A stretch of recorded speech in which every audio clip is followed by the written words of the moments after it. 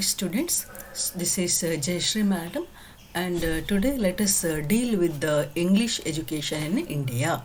Uh, this is your background part prescribed for 6th semester optional English, Indian writing in English.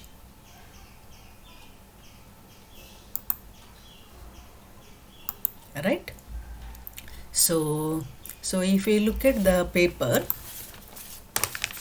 see these are the important things. English education in India is closely related to British colonization. If the British had not come to India, we may not have had so much of English influence. Now, British colonization is related to East India Company. So, during the time of Queen Elizabeth itself, no, East India Company was formed. First, its purpose was a trade, but later they were very much impressed by the wealth that India had, and slowly they started gaining control over administration, economy. The raw material for industrial revolution was supplied by these colonized countries only. No, they had cheap labor also. So these are aspects related to colonization. So our purpose right now is regarding the introduction of English education. Then there were missionaries. The purpose of missionaries was to propagate the gospel of truth. I mean, that is to implement Christianity.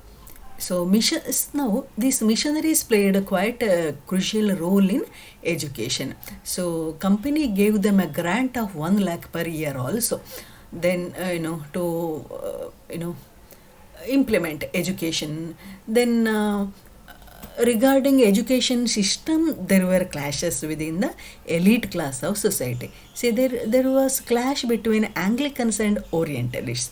See, actually government didn't want to oppose the Indians. I mean, there were rich class people, landlords. The British people wanted their cooperation also. No?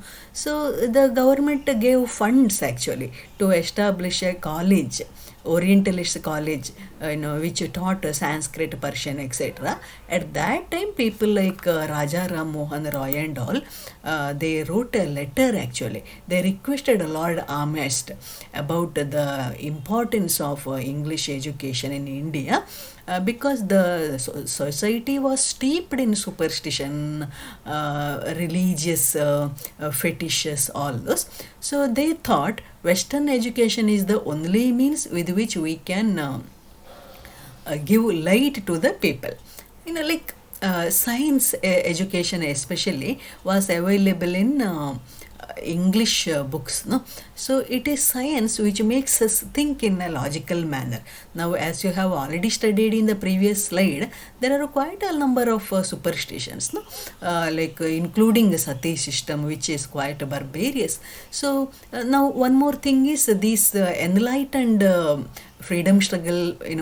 Enlightened reformers, no, they were influenced by the French Revolution, notions of equality, liberty, fraternity. They wanted a good life for the citizens of India. Overall, they wanted a kind of cultural renaissance. That was possible only with the education. They believed that it is education which will change the masses, which is true also. So now, as you know, these missionaries, no, they came, and in order to print Bible and all, they established a printing press. Now the establishment of printing press led to publication of other books also, dictionaries, grammar books, translations, even the first newspaper. In your journalism class you will know about it, no. Hickey's Bengal Gazette is the first English newspaper. In Karnataka you have this Mangaluru Samachara, Herman Mogling, no. So we are very proud of that factor. All in all, it is the missionaries who propagated education in the coastal areas, we can say. That is why coastal areas are even now the hub of education. It's purely geographical in nature.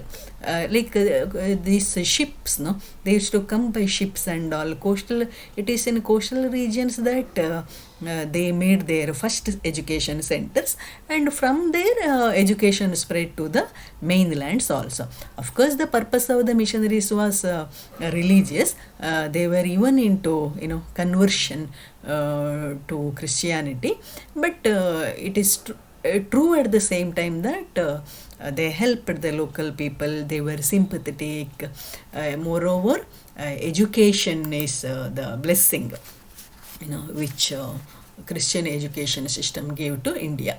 So private schools imparting education were there: Madras, Bombay, Calcutta. Then Hindu College of Calcutta. It was founded by Raja Ram Mohan Roy and other friends. Later it has become Presidency College. Wonderful, no? So centuries old institutions. Now, even at that time, institutions which imparted English education were becoming popular. It is the nature of a society. Whatever is relevant to our life right now, that gains popularity. Before English education, what type of education was there in India? There were patashalas, aigalu, matha. So, education there was mainly spiritual. Teaching about soul, super soul, atma, paramatma. They are of course good, but then Raja Ram Mohan Roy even argued that Sanskrit, Sanskrit for example, the grammar was difficult. You have to by heart all the rules and all.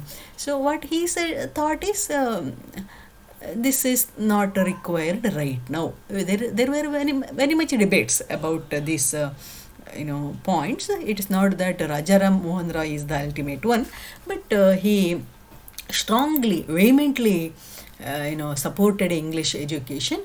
Then Lord Macaulay, he passed a bill. He wrote a treatise, Macaulay's Minutes it is called. So it listed quite a lot of points, why English education is needed in India.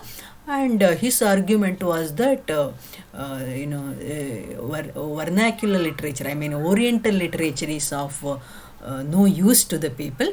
Actually, Macaulay was very derisive of Oriental knowledge. He said the whole literature of Oriental languages is not equal to 2 cupboards of English books. This is quite outrageous.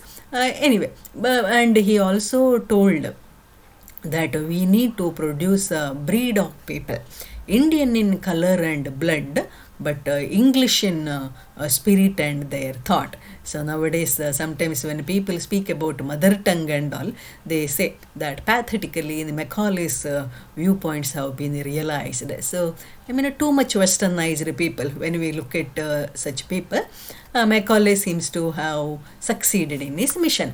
But we, at the same time, we should not undermine the positive points of English education in India.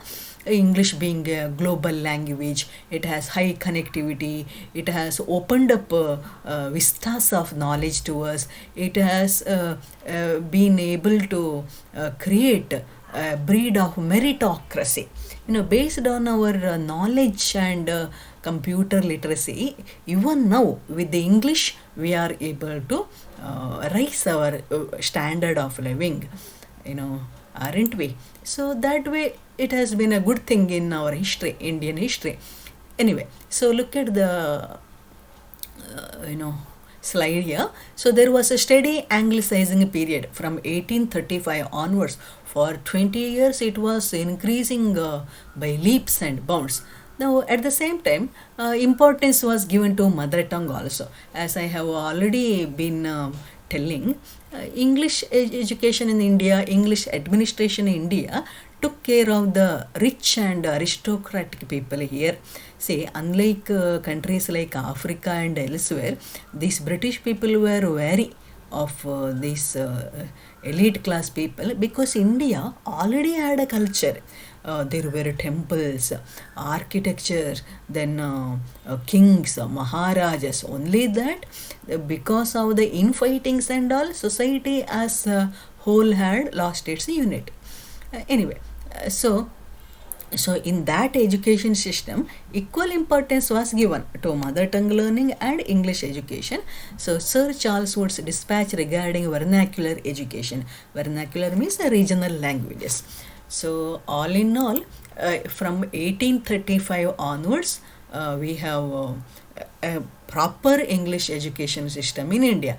Even in the year 1717, there was the establishment of a school, but 1835 onwards, it got administrative consent also. So let us have a recap of it. So English education in India has close links with the British colonization. The first influences were East India Company and the missionaries. Later, in the year 1813, the commercial monopoly of company was ended and the British assumed, besides police functions, educative and civilizing function as well. Missionaries were permitted to enter the country freely, and a token grant of rupees 1 lakh per year was given for education. However, there was a clash between the Anglicists and the Orientalists. The missionaries established printing presses in different parts of the country, and books were published in both English and the vernacular. And these were the books, dictionaries, grammar books, translations, etc. The printing press invariably led to the newspapers, and Hickey's Bengal Gazette was published in the year 1780. Private schools started imparting English education, as early as 1717 at Kudalur near Madras, Bombay, Calcutta. There were colleges culminating in the Hindu College. Later it became Presidency College. Then far-sighted men began to understand the importance of English education. Ram Mohan Roy especially pleaded with the Lord Amherst regarding English education. So Macaulay supported it and vehemently argued about English education. All in all, this is how English education system came to existence in India. Fine students, let us see you in the next slide.